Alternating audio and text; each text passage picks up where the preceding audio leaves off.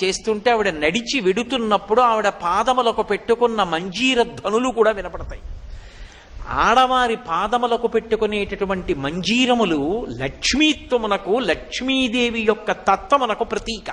ఆమె లక్ష్మిగా ఇంట నడుస్తోంది అంటే ఆ ఇంట లోటు లేదు. ఆమె భర్తకి ఆయుర్దాయమునకు లోటు లేదు. ఆ ఇల్లు సర్వసౌభాగ్యాలతో విలసిల్లుతుంది. ఇది కదా శివుడు చెప్పాడు, సర్వసంపత్కరం శీఘ్రం పుత్రపౌత్ర ప్రవర్ధనం వ్రతానాముత్తమం నామ సర్వసౌభాగ్యదాయకం అని కదూ పరమశివుడు చెప్పింది. అపారమైన సౌభాగ్యం ఇస్తుంది, పుత్రపౌత్రాదులను వృద్ధి చేస్తుంది, ఐశ్వర్యాన్ని ఇస్తుంది. ఒక ఆడది ఒక కుటుంబాన్నంతటినీ ఎలా వృద్ధిలోకి తీసుకురాగలదో చెప్పగలిగిన వ్రతం.